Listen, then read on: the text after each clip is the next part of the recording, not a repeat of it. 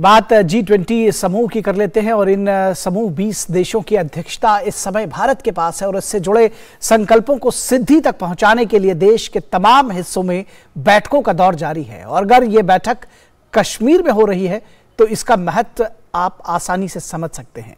G20 के पर्यटन कार्यकारी समूह की तीसरी बैठक श्रीनगर में शुरू हुई। देखिए किस तरह से खास रहेगी ये बैठक।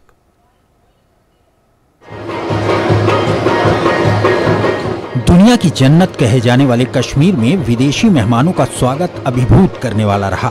G20 के पर्यटन अधिकारी समूह की तीसरी बैठक का आयोजन उन तमाम लोगों के लिए करारा जवाब है जो जम्मू कश्मीर को लेकर वैश्विक मंचों पर रुदाली किया करते हैं।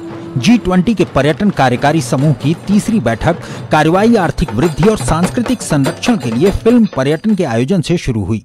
इस अवसर पर पर्यटन और संस्कृति मंत्री जी किशन रेड्डी ने श्रीनगर को भारत का प्राचीनतम और सुंदर शहर बताया। उन्होंने कहा कि सरकार का उद्देश्य जम्मू कश्मीर में नहीं बल्कि भारत भर में पर्यटन को प्रोत्साहन देना और इको टूरिज्म को बढ़ावा देना है। Government of India,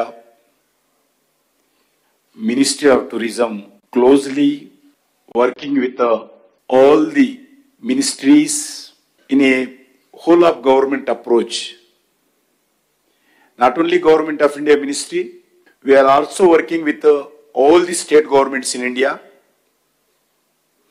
Every ministry, they have taken some responsibility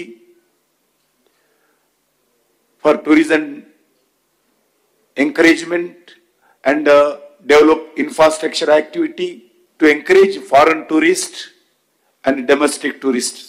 प्रधानमंत्री कार्यालय में राज्य मंत्री डॉक्टर जितेंद्र सिंह ने कहा कि यह आयोजन जीर्णोद्धार और काया पलट का पल है। उन्होंने उन कई फिल्मों के नाम लिए जिनकी शूटिंग 1990 से पहले कश्मीर में हुई। उन्होंने कहा कि जम्मू कश्मीर फिल्म निर्माताओं के लिए प्राकृतिक स्थल उपलब्ध कराता है और सस्ता भी है।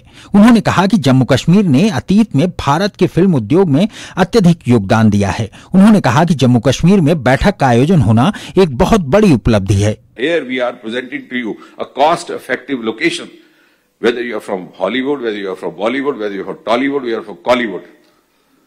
Within a radius of 10 kilometers, you have plateaus, you have meadows, you have snow peaks, you have tulips, and you can just stay in one single hotel, shoot the entire film themselves. I'm sure the message will go that, look here, Kashmir is not only ready to be part of the global journey led by Prime Minister Modi at a time when the other heads of state are also looking up to Prime Minister Modi to take his cues.